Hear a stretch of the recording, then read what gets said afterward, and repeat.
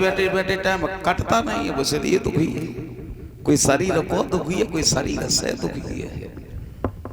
सर्व सुख किसी को भी नहीं है। तोला ने गाई थी पूजनीय पिताजी ने, क्या कि आज के संसार में और कोई न सुखी है, अरे किसी न किसी बात से हर कोई दुखी है।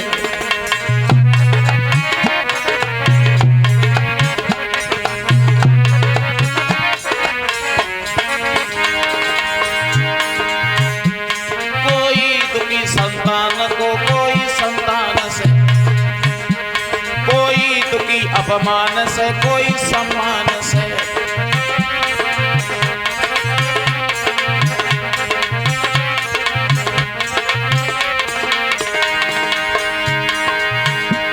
कोई दुखी संतान को कोई संतान से, कोई दुखी अपमान से कोई सम्मान से। सब दुख से नहीं होते बड़ा दुख शरीर का, और भोगता है प्राणी भले अपनी तकदीर का।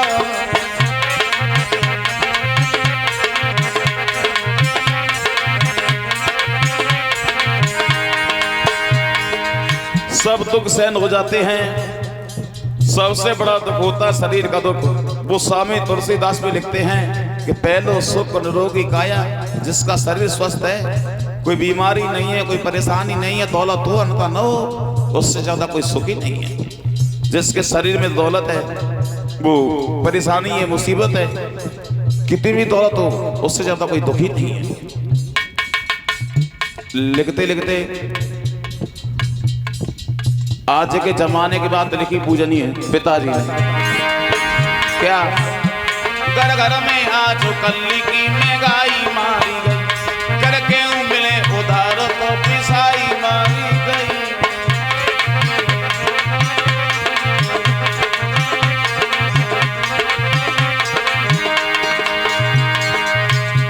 घर घर में आज कल्ली की महंगाई मारी गई, करके मिले उधार तो पिसाई मारी गई। कर्मचारी लोगों की सफाई मारी गई, फैशन के तौर कपड़ा की सिलाई मारी गई, बारे से लेके बूढ़े की दवाई मारी गई, और बाकी कुछ बचा।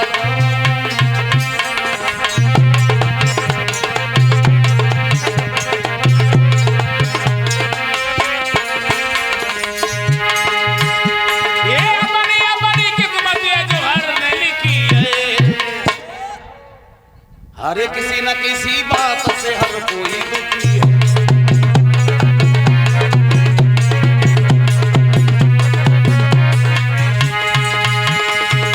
किसी न किसी बात से हर कोई दुखी है। सर्व सुख भगवान किसी को भी नहीं देता। सुनीति बहुत दुखी थी, क्योंकि सुनीति के गर्भ से किसी भी संतान ने जन्म नहीं लिया। एक बार सुनीति आंगन में बैठी बैठी रोने लगी है, परम पिता परमात्मा से अनुरोध करती है। सोचा, भारे प्रभु, भला तूने मेरी किस्मत में क्या लिख दिया? अगर स्त्री का जन्म दे तो उसकी गोदी कभी खाली न रखे, और मैं तेरी लीला का कैसे वर्णन करें, क्योंकि तेरी लीला का किसी ने पार नहीं पाया। जब सुनीति आंगन में बैठी बैठी रो रही थी, अकस्मात उत्तान पाद सामने पहुंच के बोले, रानी क्या हुआ, रो रही हो, बात क्या है? तो आंखों में आंसू लेकर के सुनीति बोली, महाराज, इतने सालों तक भला मेरी गर्भ से किसी भी संतान ने जन्म नहीं लिया। सब लोग मुझे बांस की दृष्टि से देखते हैं और आपको निबल बताते हैं। और रोती रानी बोली, महाराज नहीं मालूम।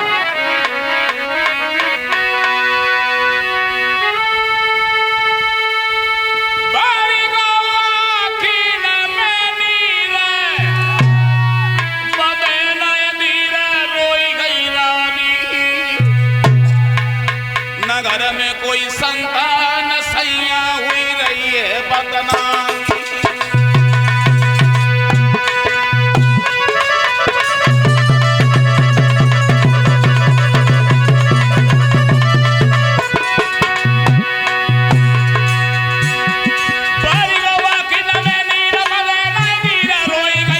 रोई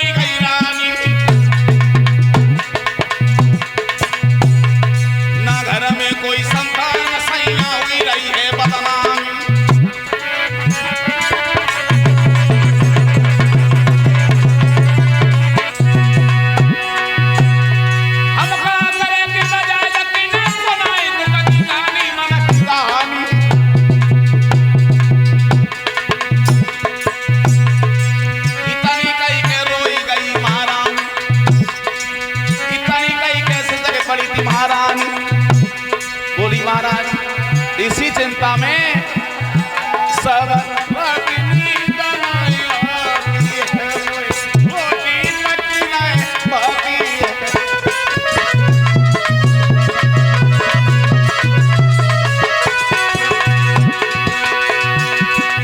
दिल गया भी एक जाती है, कोई मोती पकड़ाई आती है।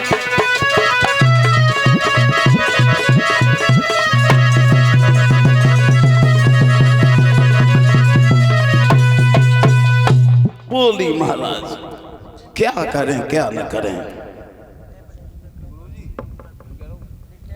200 रुपया है। कृपाल सिंह ये नगला धनी के रहने वाले हैं। कृपाल सिंह जी की तरफ से 200 रुपया जो हमारे करीब आए हुए हैं। बोली सब लोग मुझे पास के दृष्टि से देखते हैं और आपको नगल बताते हैं।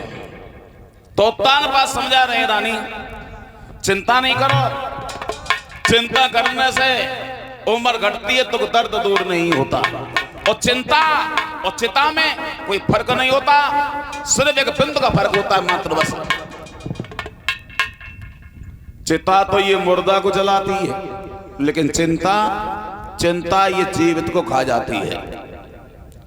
इसलिए रानी चिंता नहीं करो, समझा रहे हो तान पास कि ये चिंता बड़ी चिता से है, नरी को निर्जीव बनाती है।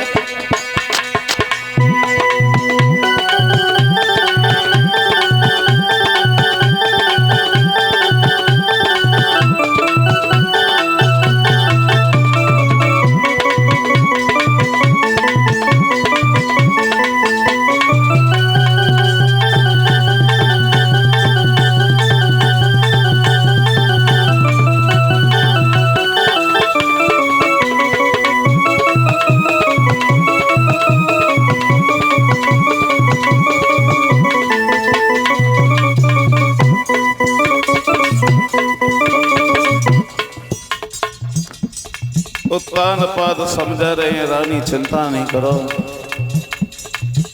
बोले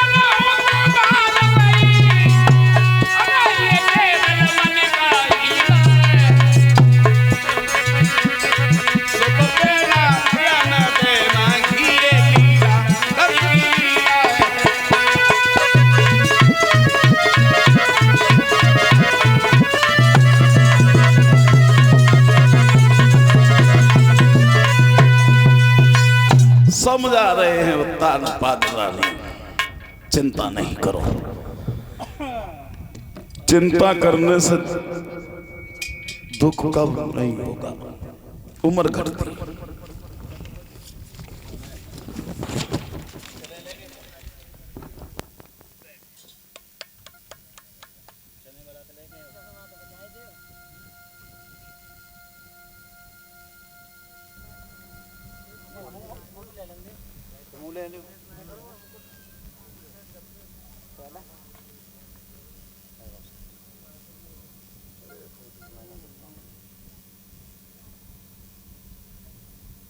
तुम क्या कह रही हो? अगर मैं दूसरी शादी करके लाए तो वो तुम्हें घर से बेघर कर देगी, इसलिए मेरी बात मानो, मेरी दूसरी शादी ना करवा। मौत तो अच्छी होती है तो एक ही बार आती है, और सौत जीवन भर रुलाती है। कि है मौत बुरी लेकिन अच्छी, एक कई बार तो आती है।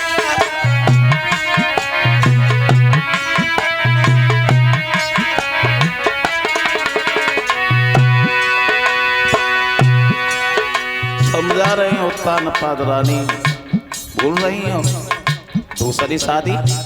ना ना ना, तुम मेरी दूसरी शादी न करवाओ। कारण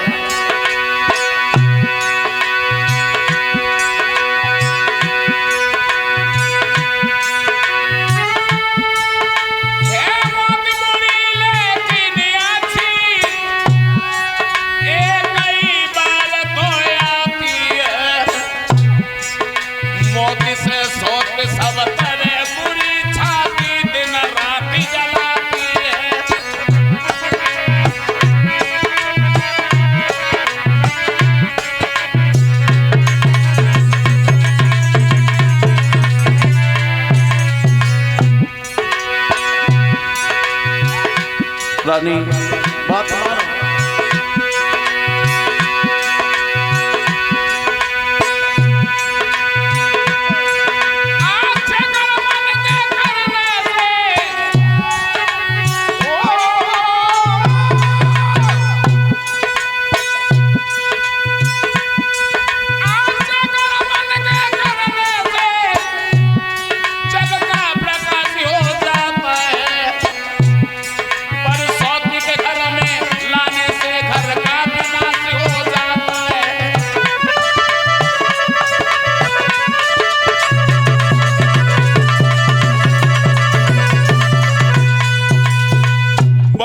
उत्तान पाद अपनी पत्नी को समझा रहे, रानी मेरी बात मानो और तुम मेरी दूसरी शादी ना करवाओ। सुनीति बोली, देखो महाराज, भला मेरे गर्भ से किसी भी संतान ने जन्म नहीं लिया। जो मेरी बहन आएगी उसके गर्भ से कोई ना कोई पुत्र जरूर जन्म ले लेगा। भला ये पांचपन का कलंक तो मिट ही जाएगा। इसलिए महाराज आप अपनी दूसरी शादी कर लो। कहने का मतलब है उत्तान पाद समझ आते रहे, लेकिन बड़ी रानी सुनीति ने एक भी बात नहीं मानी। जब नहीं मानी तो सुनीति के बार बार कहने पर उत्तान पाद जो थे ये अपनी दूसरी शादी करके लाए। दूसरी वाली स्त्री आई, उसका नाम था सरोच। समाने अपनी रुच माने इच्छा, वो अपनी इच्छा चलने वाली थी, वो किसी की सुनने वाली नहीं थी। छोटी रानी बड़ी रानी सुनीति को सुनने के लिए मिला। मेरे महाराज मेरे कहने पर ये अपनी दूसरी शादी करके लाए। तब दासी से बोली है, दासी का हाथ पकड़ करके बड़ी रानी बोली, नहीं मालूम है तुम्हें?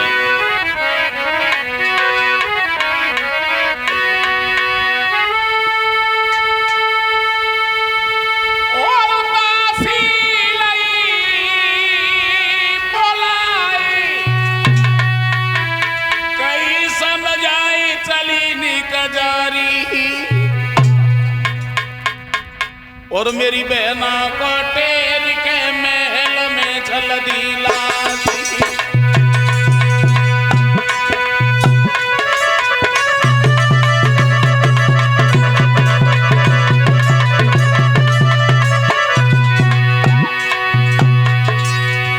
बड़ी रानी दासी से बोली का चली जा, मेरे महाराज मेरे कहने पर अपनी दूसरी शादी करके लाए और मेरे महाराज को बुला करके मेरे पास ले आ। तो दासी भागी।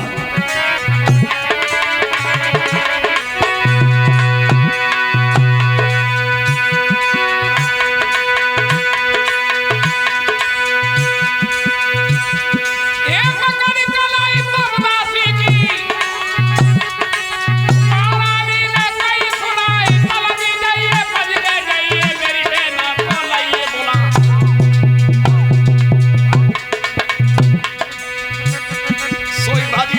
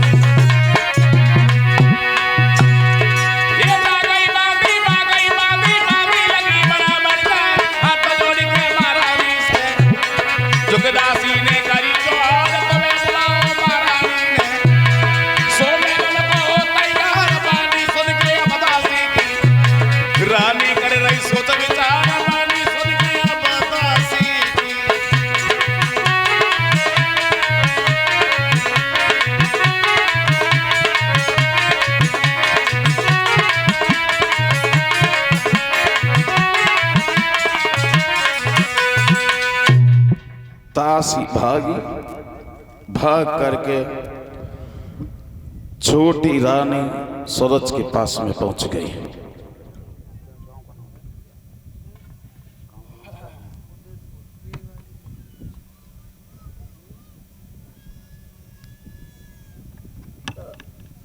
ये 1100 रुपया भंडारे में दे रहे हैं कृपाल सिंह यादव नगला धनी के रहने वाले हैं। 500 रुपए का हार, पुष्पों का हार, एक मुकुट अरविंद यादव जो फूफा जी की तरफ से, एक मुकुट नितिन और निखिल की तरफ से,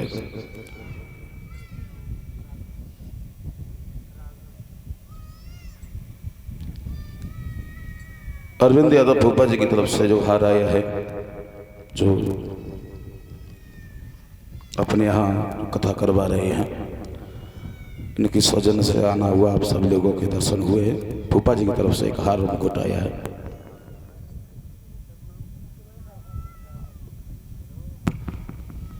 एक हार आया है हमारे करीब और राघव की तरफ से, जो हमारे बड़े भ्राता रजनेश कुमार शास्त्री जी के सुपुत्र हैं, उनकी तरफ से राघव की तरफ से एक हार आया है। आइए उसी जगह गौर कर रहे हैं।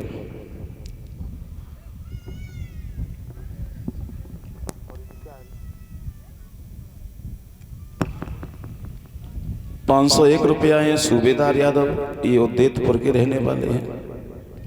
सूबेदार सिंह जी की तरफ से ₹501 जो हमारे करीब हैं। भगवान दीर्घ आयु देता रहे, समाज का सम्मान मिलता रहे, धन दौलत से बंदा करता रहे। तासी छोटी रानी सूरज के सामने पहुंच गई, दोनों हाथ जोड़े का, महारानी तुम मेरे साथ चलो, तुम्हें तुम्हारी बड़ी बहन ने बुलाया है।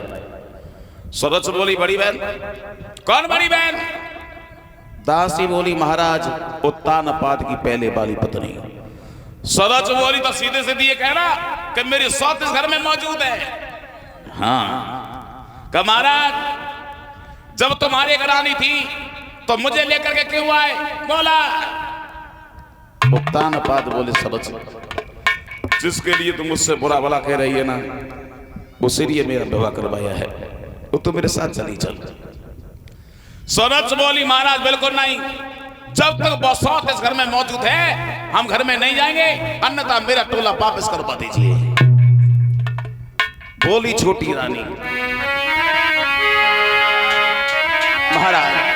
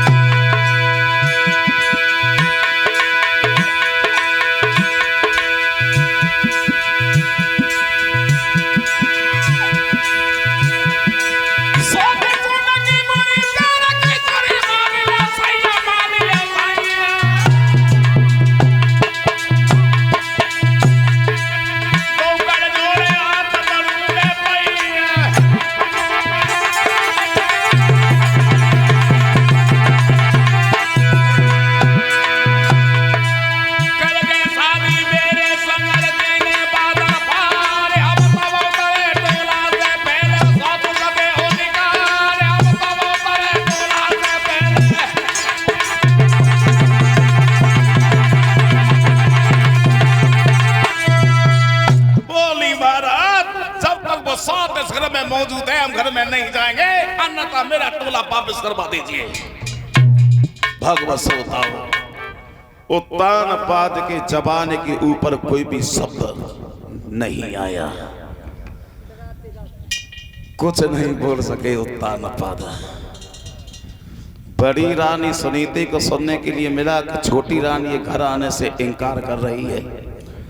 भागी भाग करके छोटी रानी के सामने पहुंचगी, दोनों हाथ जोड़ेगा, बहन तुम मेरे साथ चली चलो। इतने सालों तक भला मेरे गर्भ से किसी भी संतान ने जन्म नहीं लिया, तुम्हारे गर्भ से कोई ना कोई पुत्र जरूर जन्म ले लेगा। भला ये 5पन का कलंक तो मिट ही जाएगा।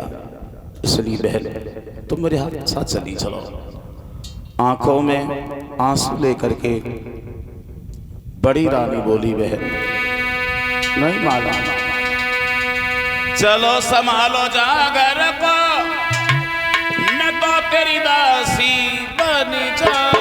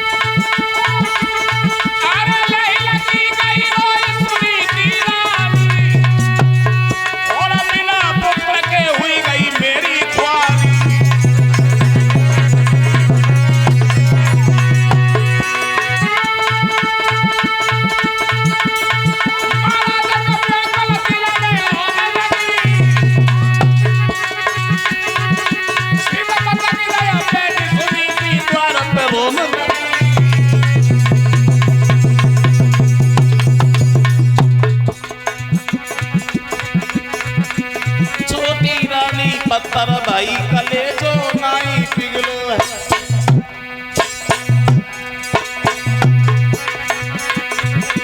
छोटी रानी पत्थर बनी कलेजो ना